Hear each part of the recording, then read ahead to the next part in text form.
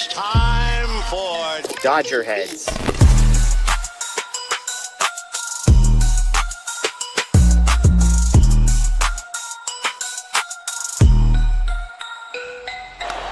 high fly ball into right field. Dodgers have won it all in 2020. Shohei Ohtani, 50-50 club. Strikes him out. There's a drive. Shohei Ohtani. Freeman hits the ball. She is gone. Birthday party, Los Angeles. Your Dodgers have won the World Series. What's going on, everyone? Welcome into DodgerHeads Unplugged with Scotty G. It's great to have you in here. Happy Tuesday.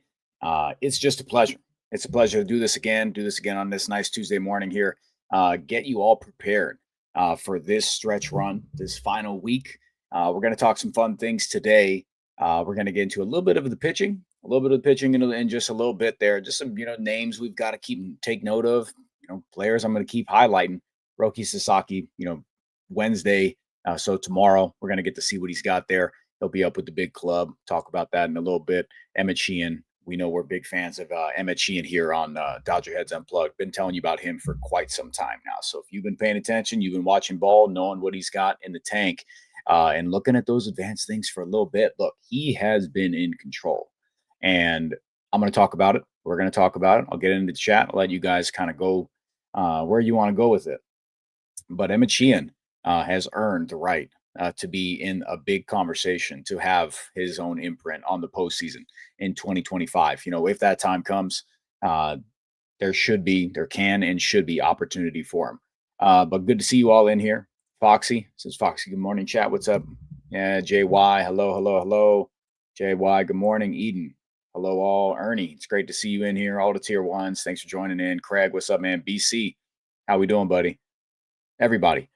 If you are new to the channel, make sure you're liking, subscribe, stick around. We'll be here Monday through Friday, 10 a.m. on DodgerHeads Unplugged. All the boys that are at the channel do stuff nightly. We're going to be pushing for some stuff, give you more content as much as we can. Get us geared up for the postseason. It's right around the corner. This season went quick. I don't know about you guys, but this regular season flew by. Absolutely flew by. So it's the best time to really get into the speculation of it all. That's kind of it. People start looking at postseason rosters and stuff, how you can, maneuver players around, who the opportunities. That's the tough thing. That's the fun part, is that when you're building out a postseason roster, it's forecasting opportunities and in-game decision-making, when those players would have an impact, stuff like that. That's when it gets fun. That's when the nerdy stuff comes into play in those ticky-tack parts of the roster. You got to use them all. Early on, you can have some wiggle room, but once it gets into fives, and then if you're fortunate enough to get into the 7 gamers, then you've got some more maneuvering to do. But this is one of the most fun times of the year. Stressful, but fun. But yes, new to the channel, do all the things for us. If you're here, as a regular, make sure you're liking that video. Pause it a second. Just scroll straight down, hit that thumbs up. Does us a great favor.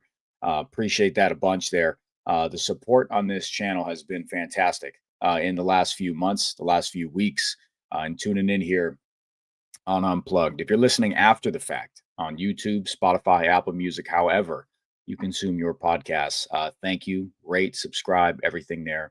Comment down below. Give me your thoughts going into this final part of the regular season here. You hyped up? You nervous? There's still stuff to be decided. It is not over. When it comes to playoff seeding, the Dodgers guaranteed themselves a spot in the postseason. They're already in, so they already got to celebrate that part. San Diego Padres did last night as well in a walk-off win over the Milwaukee Brewers. But the Dodgers got ball to play for. Their magic number to clinch the NL West still sits at 3. So they're still fighting. There's still stuff to play for. It's not time to let up on the gas. We've seen Dave Roberts and the rest of the crew really try to diagnose which part of this roster still has things to figure out. We kind of know who has it. We're going to go through some early comments here real fast. I'm going to put a pin in that. Lucas, here we go. I got you. I'm going to put a pin in it and bring it back up later on. B.L. Boyd, he says this: what Roberts did Sunday is fireable if we blow the division. It was a very important game going into a tough road finish against teams that have everything on the line, especially Arizona. I understand it. I'm pretty sure you're referring to leaving Blake Trinan in. It was a move that you could see he clearly didn't have it. I don't think Dave Roberts just outright punted the game, but he did leave Blake Trinan in a long time. But the offense wasn't doing anything anyways. The offense wasn't doing, a thing. The offense did nothing. Put one run.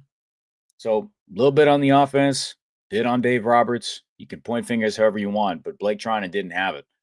I think the Dodgers are in a good position. They still hold the tiebreaker over the San Diego Padres. So if it comes down to it, the Dodgers in 2 games, and that tiebreaker is over the San Diego Padres. Yeah. So we're not looking at that. I'm looking ahead to it. I'm looking at getting parts of the roster figured out there. The Dodgers essentially have to just win a few games here, and that's it. All the luck in the world has to happen with the Padres there. So I'm not worried about those things. I understand the comment, but I'm not on here continuing to go after Dave Roberts. It's stuff we already tuned in yesterday. If you still question what Dave Roberts is doing here, just tune into yesterday's show. Just play that back. We painted a terrific picture for how Dave Roberts is navigating this final stretch. That's what he's doing. He's, putting guys in spots to succeed. He's putting players who he has to rely on. A lot of these players, these bullpen players, these bullpen arms. Blake Trinan in particular, Tanner Scott. Tanner Scott's answered the call. Blake Trinan's the one who still hasn't figured out. So that's what we're figuring out. He's got to find out what right-handers out there. And we talked about it yesterday. Yesterday's show was fantastic. I appreciated that conversation with you guys. Let's see. Let's keep going through some comments here. Ricardo, real quick, he says, who do you think is taking the last seed? Look, I really want to see if the Cincinnati Reds can squeak their way in. That's just like we talked about that. Like, that would be a fun thing, not just because it's the New York Mets and their collapse has been unbelievable too. There's been a few of them around Major League Baseball and the National League in particular. I just think that the Cincinnati Reds sneaking their way in would be a real fun story. Real fun story. Tito in the postseason. Starting pitching's been great. Lodolo, Hunter Green, Andrew Abbott. They got 3. They got 3 arms there. TQT says, since he's not that good, give me them. Got to play anybody, man. Got to play anybody. Just whoever comes up, it doesn't matter. It's got to play the ball games. But I'm more so looking at that. Yeah, Foop says, Hunter Green looks scary if the Reds make it. Yeah, man. Hunter Green's a dog. Southern California goat. He's a beast, man. There are good players around the league. People just got to look out for him, not have blue lenses on. Hunter Green is a stud, man. Since he can pitch. Yeah, Lucas knows since he can pitch. But any series that has Juan Soto, Pete Alonso, and bats that have, they've been in the postseason a bit the past few years, that's when you go into the been there before factor. They have some postseason presence there. Pete Alonso, big swings. The Cincinnati Reds, feisty group, but relatively green roster when it comes to postseason play. But I understand the pause when it comes to the pitching. But the Cincinnati Reds there, we'll see, man. We'll see. You asked the question.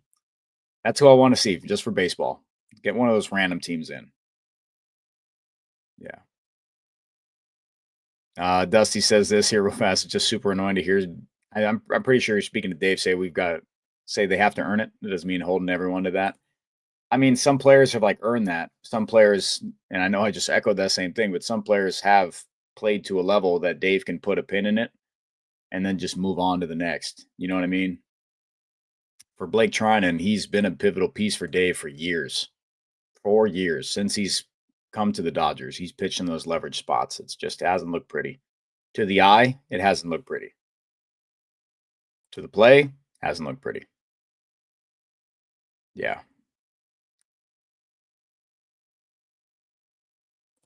Cincinnati's basically been playing playoff baseball right now and have been for a few weeks. They're not playoff tested. They're not. What are you talking about? They haven't. A lot of those guys have not been in the postseason. Regular season ball, however you want to say it, is not postseason baseball.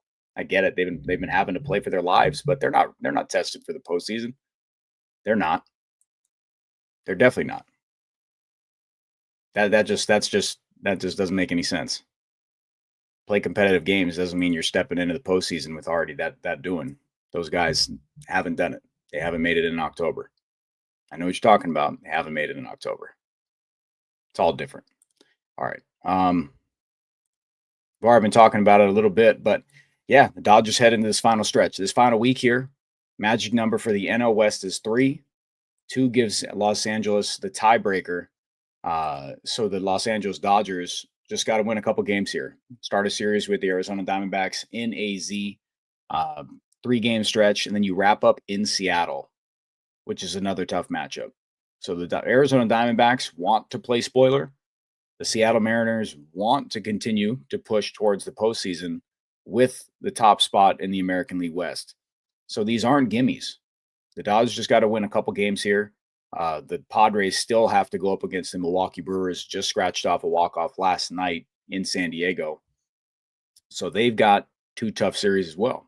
Padres go have those 2 against Milwaukee, and then they've got 3 against Arizona to wrap up the year at home. So the Dodgers just have to continue to play good baseball, continue to play that complementary ball we've seen with the starting pitching, with the offense, while continuing to have the bullpen roles on the right-hand side kind of step up. I'm talking about that the Dodgers have to just stay on this run. You're going to see more audition stuff from the right-hand side in the bullpen. I believe Dave Roberts and the lefties, he's got a pretty good feel on those, and I do too. Chat, I do. I think you do as well. I think you agree with that. Anthony Bonda, my goodness, I'm blanking out. Jack Dreyer, Tanner Scott, Alex Vesia, and Justin Robleski. They've got enough lefties there that can make it happen from the left-hand side. It's the right-hand side that they've got to figure it out. But the Dodgers are in a good spot here with the seeding. Accept the fate of the third spot in the National League in a wild card round. If things hold, I've already been telling you that I'm moving on to the next round. Like I'm moving on to the next round of thinking that the division they feel is in pretty good hands here. Just play solid ball, and then you get in there with the 3 seed. You get in there with the National League West title. Couple stats here. Appreciate Blake for sending me these here. Division win would mean their 12th division title in the last 13 seasons. Only miss was in 2021 when the Giants decided to play exceptional baseball and then lost to the Dodgers when the Dodgers won 106 and the Giants won 107 in the regular season there. They're 2 wins away from the 12th consecutive season of 90-plus wins, and their last non-90 win season was in 2012 when they've got 86 wins. So that is a remarkable run that we can now say that run is culminated in 2 World Series titles. And how many trips? In 2017, you know the deal. So the Dodgers have, again, I mean, I know it's a overall record performance this year. The Dodgers have not lived up to that hype. But again, you're still, all intents and purposes, barring a horrid run of games here in the next few, they're continuing that dominance in the National League West. They're continuing their exceptional run. Just feels like a letdown. Feels like a letdown for what we had. But they're getting hot at the right time, and that's what matters. So I'm good with that. I'm good with that. Amanda Z wants to know, who are the right-handed options again?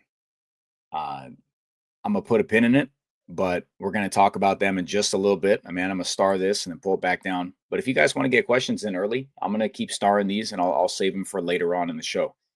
But yeah, guys, that's the postseason breakdown, kind of where they're at. There's a few races around Major League Baseball that are still yet to be decided. There's still some fun stuff going on, some tiebreaker scenarios. The Cincinnati Reds are in a good spot. They're tied for the 3rd slot in the National, or the 3rd wild card in the National League. They're on a 5-game heater. They're playing good ball. it's possible for them to do it. They play against the Pittsburgh Pirates here for a set, and the New York Mets get the Cubs. A lot can happen right there. So that is the spot.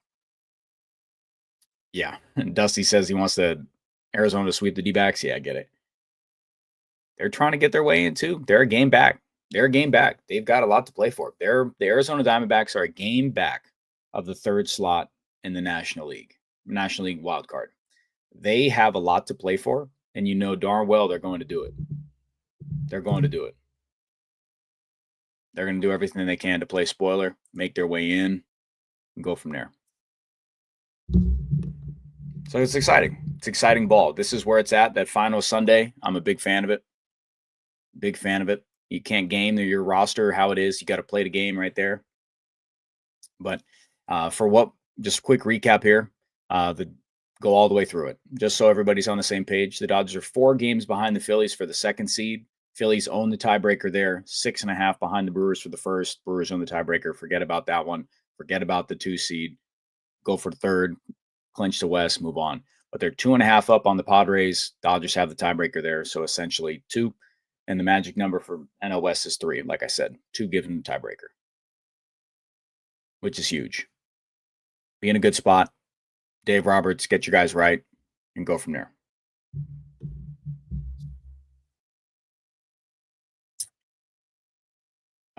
Yes, that's correct what Steve said. The Dodgers would have the higher seed. That is correct. He says this here. Appreciate you doing this. He says, assuming the Dodgers will have the home field advantage versus the Cubs by virtue of being the higher seed in a division winner. If they finish with more wins, doesn't matter. Correct. It does not matter. That is correct. The Dodgers would have home field advantage in any postseason series with them. That's the perk of division stuff. And we'll see in the coming years if stuff does change, but that's how it goes for right now. And we're going to keep it that way. So the Dodgers have that opportunity there to retain home field possession in a postseason series against them. And that's the perk of winning a division, playing good ball against it. The Dodgers have dominated in the National League West, and the Brewers and the Cubs all been playing a great ball, beating up on each other. But yep, that's how it goes. That's definitely how it goes. I see a couple more. I'm going to put a pin in here. Chad, it's great to have you in. Let's see this here. Let's talk tonight for a second. Let's talk tonight. So the Dodgers open up this series with the Arizona Diamondbacks. I've got to pull this up. I'm excited for it. Just because of the fact that the Dodgers are kind of feel like they're in a different place than they were in a few weeks ago. Shohei Ohtani's on the mound. Brandon Pfaadt. Righties, you're going to get a Conforto in the lineup. Hopefully they find a way to get Tommy Edman in there. He's swung the bat fairly decent against righties, so I'm looking at the bottom of the order here. I want to see if Rortvedt gets the start or Dalton Rushing. But the top of the order, same cast. You're going to get 1, 2, 3, Ohtani, Mookie, and Freddie. And then after that, I expect Muncy to have a good game. That's someone I'm keeping an eye on here. He's just come back. He looks comfortable in the box and confident. I'm looking for Muncy to have a good game. I think Muncy's kind of hell-bent this year. Something different since he's come back. So you want to put that in too, jump on that train. I feel like Max Muncy's going to have a game. But yeah, Shohei Ohtani continuing the ramp up here. Blake Snell tomorrow. We'll go bit by bit. We'll talk bit by bit, game by game as we get toward the middle part of this series, back end part of this series. What's your prediction on Will Smith? Ricardo wants to know. He was in a splint. I'll be honest. I don't think Will Smith makes it onto the roster for a first round of a postseason series. I don't think he does. And if they want to carry 3 just for the sake that they'd have to pull someone off for Will Smith to get on, cool, if they feel they don't need it. But I think for a first round, they might leave him off. I think that's the thing. I don't think he's in a good place with the hand. And I think that's a smart decision. I think that keeping him off instead of rushing it back, because if you have to pull him off, he's not eligible for the next. So you keep him off for the first one. And if somebody, knock on wood, gets hurt, one of the catchers, and he can, and emergency stuff, go in there. I don't think that Will Smith's in a good spot for a first round. Give him time. Dave Roberts said, we hear the thing all the time. Andrew Friedman said it. Optimistic. They're optimistic. Well, we know what Dodgers front office optimism is. It's we'll let you know. You sit tight, expect the worst. We'll let you know if it gets any better. And we won't tell you. It'll pop out of nowhere. So my prediction on Will Smith, not available for the first round outside of an emergency catcher necessary situation, and you just need it. But they want Will Smith not healthy because he can't be at this time. He's got a hairline fracture there. But if you get to a second, third, and then we'll go on. Yeah. Mana says, yeah, we'll miss Will's bat, but Rortvedt has catching covered. Yep.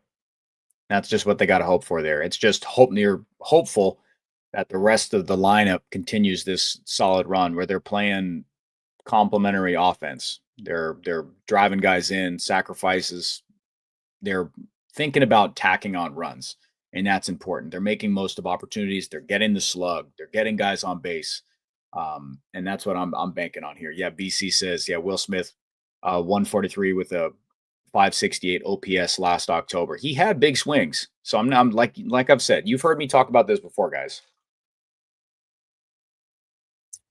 Will Smith, when the moment comes, will get that big swing. That's just how it happens. He's ready for it. He's ready for those moments. He's been doing it for a really long time now.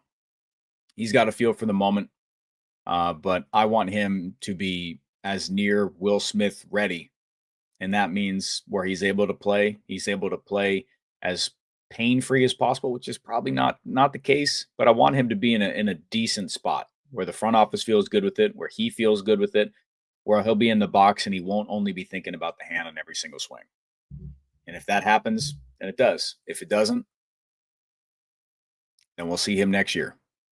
But Will Smith, definitely terrible timed injury. He's got to hope that Rortvedt and Dalton Rushing, when he goes in there, can make something happen, man. They're fortunate the offense above, and the role players are kind of doing their thing, but that's what we expected down the stretch. Dave's put these guys in a good spot to succeed, and they've answered the call. Alex Call in limited opportunities. Michael Conforto. Blake's been hammering on me that he's had a 106 WRC plus for like 6 weeks, so I got to give him his credit. It's just about the role players doing their thing. Miguel Rojas has been solid for quite some time, and that's what's good stuff there. Happy about it. And we know what the rest of the guys at the top of the order are doing. Teoscar looks better. Muncie's been doing his thing. Otani slugging. Freddie's kind of the one we're waiting for a little bit, right? Freddie's kind of the one we're waiting for to find it. Postseason beat, get himself in there, and then we'll roll. But here's the next thing. Continue on his bullpen talk. Emmet Sheehan and Roki Sasaki are in consideration for high leverage spots. And this is per Dave Roberts. And this is per the eye test, and this is per all of the reports that everyone has seen and heard about Roki Sasaki and this kind of expanded pitch mix here, adding some stuff on. The Dodgers need help from the right-hand side in the bullpen. Amanda asks who the options in the Dodgers bullpen are from the right-hand side. So we're going to go through those, and I want you to tell me how many that you feel confident in. And I'm only going to mention the ones in the big league roster. Chat, you can type those in. If you're listening after the fact, let me know of the names I'm setting up right here after the fact, how many you feel confident in. And I'm not adding Ben Kasparius because he's not up with the big club right now. I see chat talking about it, but he's not in that group right now. Probably a lot of people don't trust him at the moment too, just because of this up down year. And I wish they didn't mess with him as much as they did. But of the current right-handed options in the bullpen, Edgardo Enriquez, Blake Trinan, Kirby Yates, and Will Klein. That's the That's the group. That's the right-handed group in the bullpen.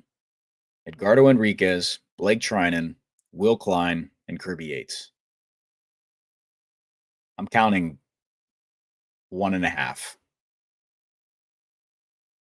1.5.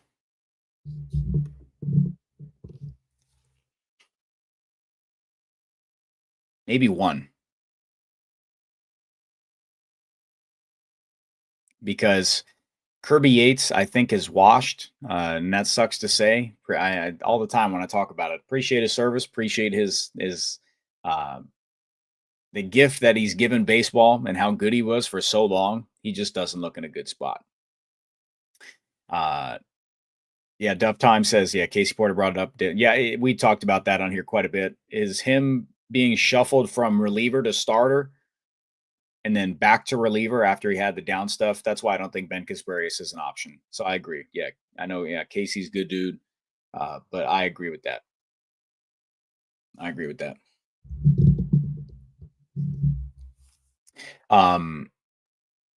You guys guessed the 1.5. Amanda says I'll take Enriquez. Even then, great big time stuff. Big time stuff from him. And then Will Klein has a terrific outing the other night. So if you're scratching Kirby Yates, scratching Kirby Yates off the list, then you've got Blake Trinan, who people are not fond of at the moment. He's not in the trust tree. He's not there at all. Doesn't have it. Stuff doesn't look that great. I'm a fan of Will Klein. I know that those walk issues were a thing, but like this stuff was so good. The mound presence was incredible. He just looked good. Throwing the road vent, great target. Stuff looked electric. Admin. Blake woke up. There he is, Will Klein. He's a guy. He's a guy. Need to see some more. But there's a reason he's up, and he had a great option there. It's one. It's one outing. So, like I said, I'm gonna put him there. Trinan's not in it for now. Edgardo Enriquez has to continue to stay within the zone, stay around the zone. He lives way too much glove side, and that bugs the hell out of me. Overthrowing. He's a young kid. He's a kid. 23, doesn't have much exposure. If he's ready for it, then great. Then great. But he's got to show in an expanded mix the ability to stay within counts when there is traffic, not to just give it up. He's got to be able to pitch to the plan and pitch to the scouting report. So that's why we get into this conversation of Emmet Sheehan and Roki Sasaki. That's why Dave Roberts had comments on both of them. I'm going to start with Emmet Sheehan here. This is Dave Roberts speaking to both. That the question of could you see Emmet pitching out of the pen in a leverage situation? Dave answers emphatically, yes, absolutely. Question to Emmet Sheehan, hasn't pitched in high leverage situations as a reliever. Dave Roberts goes on to say something, and I like this a lot. He says, "I'm not concerned about Emmet. Neither should we." So Dave says, "I'm not concerned about Emmet. If you look at things, he's probably going to be in the pen. He's going on short rest. So thoughts of why I did it today, because he's going to be on short rest and potentially having him ready for the postseason is a part of the calculus too." So they're preparing for Emmet Sheehan, who since August 25th in 31 1/3 innings has allowed only 4 earned runs, has a K per 9 of 12.06, a walk per 9 of 2.01, a 1.15 ERA, a FIP of 2.16. One of the best right-handers in Major League Baseball has the opportunity to pitch out of the Dodgers bullpen, and they damn need it. So the Dodgers understand that. We've talked ad nauseum about his chase and his whiff rates being among the best in Major League Baseball during this stretch. They know it, and they're going to use him. He's earned that right, and he's pitched himself into a big spot in the postseason roster. Emmet Sheehan has been electric. Just the other night against the San Francisco Giants, goes 7-1 hit. 7-1 hit with 10 punch. Come on. That's the third time in this 6-start stretch that he's gone 7 with, it's gone 7. 2 times with 10 punch, and then against the Colorado Rockies on September 9th at home, he goes 9 punch. He's a dog. He's a dog. Lucas, Emmet is a dog. He's a dog. Emmet Sheehan is really good.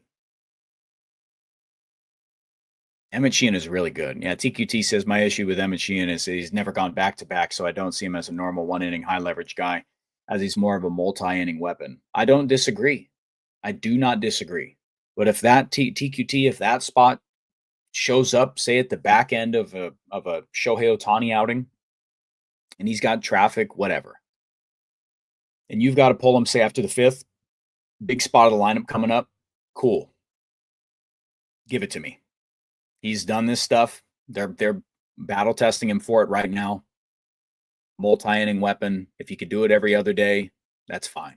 You're getting a very, very high impact arm out of the bullpen here. So I'm on board with however they want to use him, and I think preparing for him now is perfect, just because he's been so stretched out. The only thing I would caution is that he's getting into this spot where he is possibly overthrowing some stuff. I want him to still pitch like he's going to be able to, like, going deep. I don't think he needs to change a thing. That's just what happens,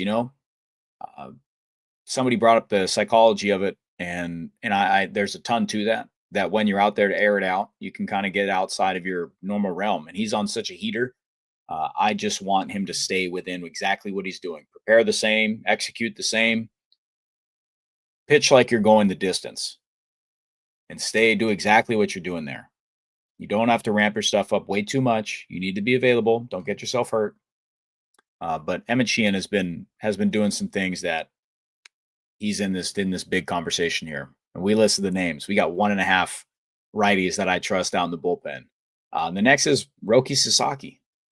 Roki Sasaki, since he's added the cutter, since the fastball velocity found its way back, everybody wants to highlight that. Triple digit stuff. Stuff plus on it looks all right. But it's about being an equalizer. And his splitter is always going to be a plus pitch here. Shout out to Pitch Profiler. His Pro Stuff Plus has his splitter about a 116 in AAA OKC. So Roki Sasaki has transformed himself a little bit more. He's making himself available for the postseason. He'll be up tomorrow. Getting good whiff on the cutter and the fastball as well, which is something that we did not see when he was in Major League Baseball. Wasn't getting it. It was the worst fastball in the league. And TQT says, hope Roki has enough runway to show something. I do too. I really do too. They need the answers. They need the options.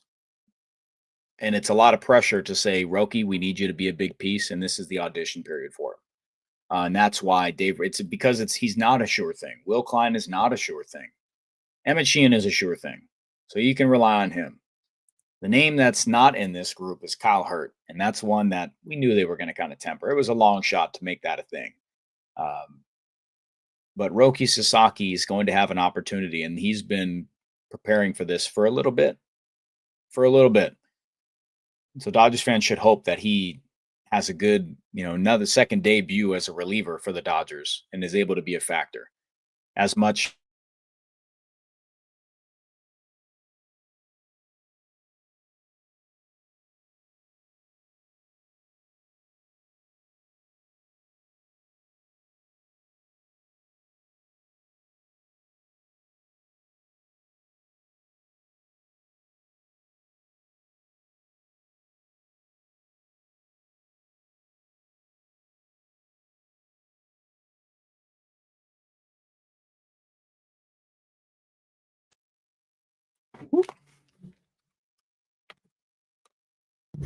Chad, are we back?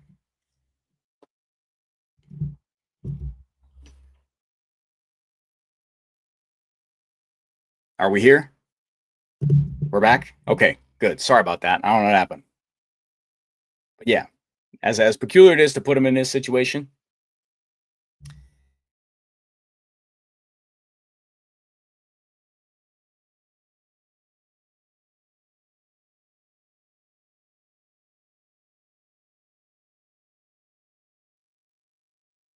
I don't know what's going on.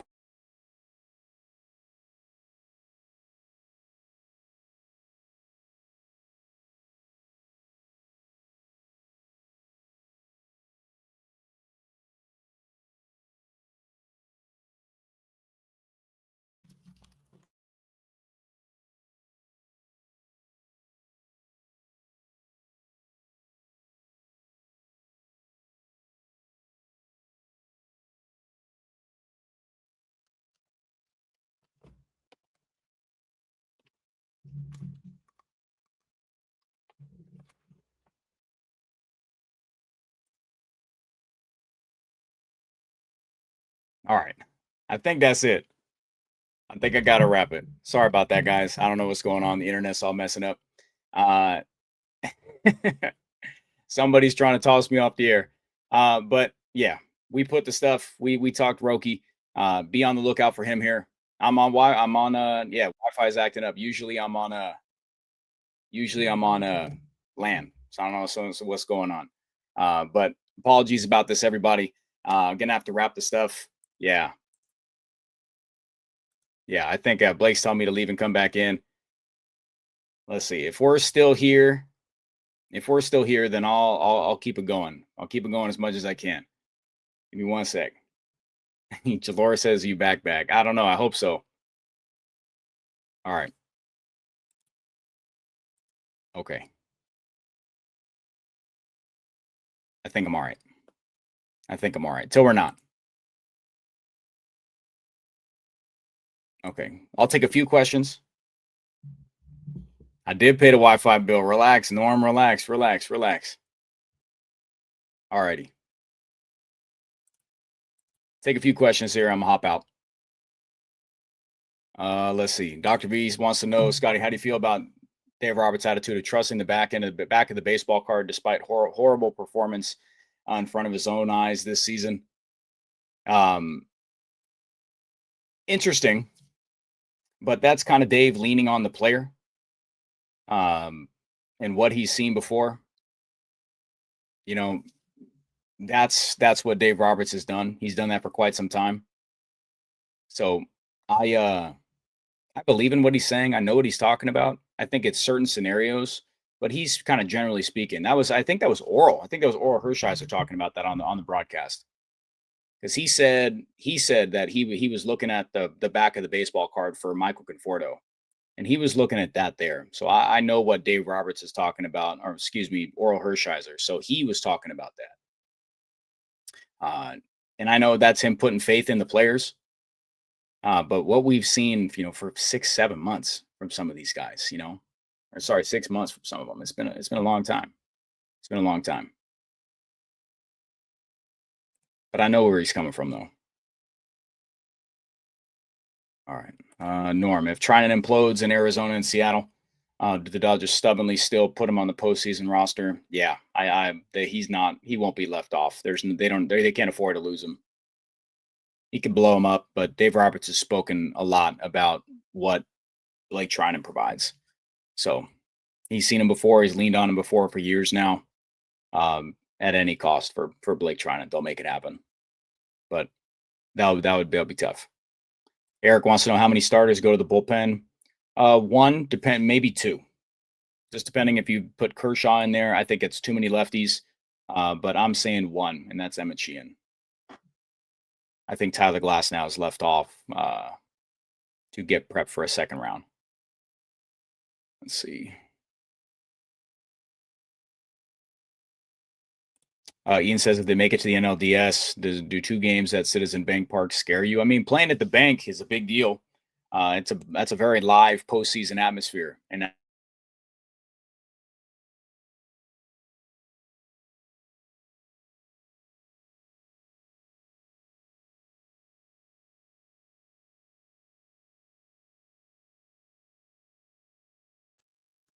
all right, guys. Yeah, it's not Wi-Fi is not cooperating. I plugged it in LAN. I'm gonna have to hop out of here. Everybody, I appreciate all of you. Sorry about the technical difficulties here.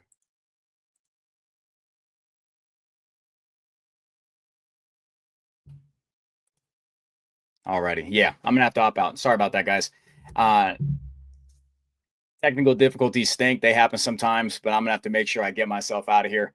Yeah, I'm gonna have to let you all go. Please enjoy the rest of your Tuesday. I will make sure that the technical issues are hammered out for tomorrow, before tomorrow's show, and then we'll go back here as soon as we can. Get back this air and give you a full show without the spectrum issues. So everybody, please enjoy the rest of your Tuesday. Yeah, cooking so hot they fry the internet for sure. You got Shohei Ohtani, Brandon Pfaadt tonight. I know everything might look good now, but I'm gonna have to let everybody go. Yeah, some probably clicked and it's all good to go now, but I'm gonna have to go rip that person outside a new one. Everybody, appreciate you. Enjoy the rest of your day. I'm gonna still say it until I can't anymore. As always, go Dodgers.